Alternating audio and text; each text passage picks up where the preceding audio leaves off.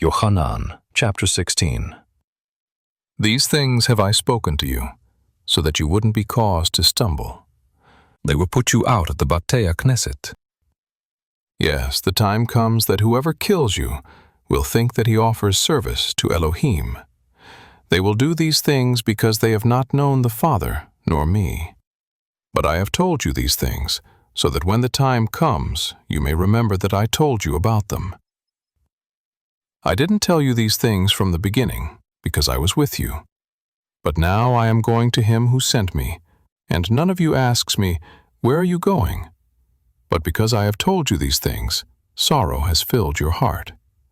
Nevertheless, I tell you the truth. It is to your advantage that I go away. For if I don't go away, the Comforter won't come to you. But if I go, I will send him to you. When he is come, he will convict the world about sin, about righteousness, and about judgment. About sin, because they don't believe in me. About righteousness, because I am going to my Father, and you won't see me any more. About judgment, because the prince of this world has been judged. I have yet many things to tell you, but you can't bear them now.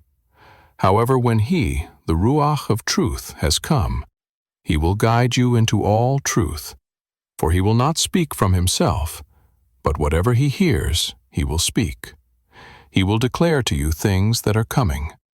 He will glorify me, for he will take from what is mine and will declare it to you. All things whatever the Father has are mine.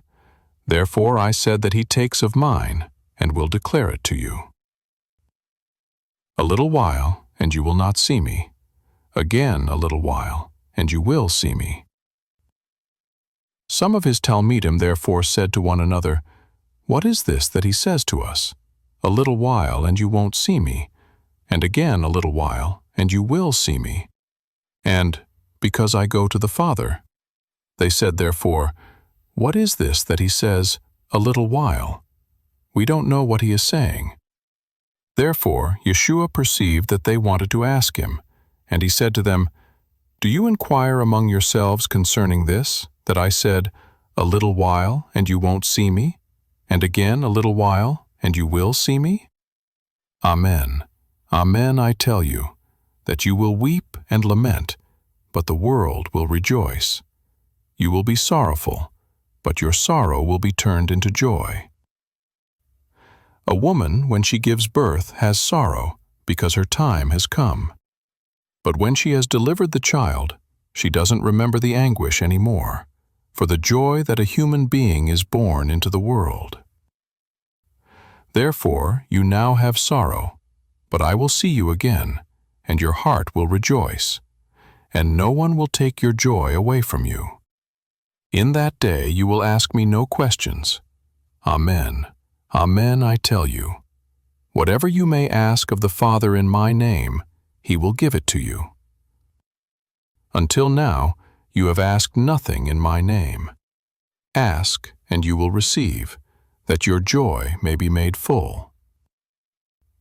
I have spoken these things to you in figures of speech, but the time is coming when I will no more speak to you in figures of speech, but will tell you plainly about the Father.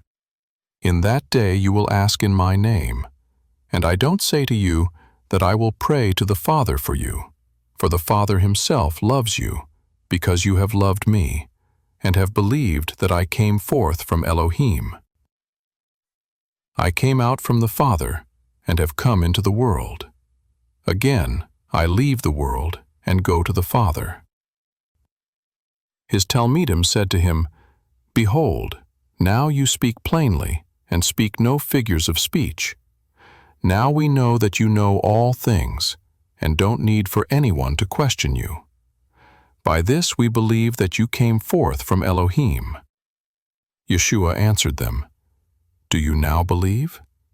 Behold, the time is coming, yes, and has now come, that you will be scattered, everyone to his own place, and you will leave me alone. Yet I am not alone, because the Father is with me. I have told you these things, that in me you may have shalom. In the world you have oppression, but cheer up. I have overcome the world.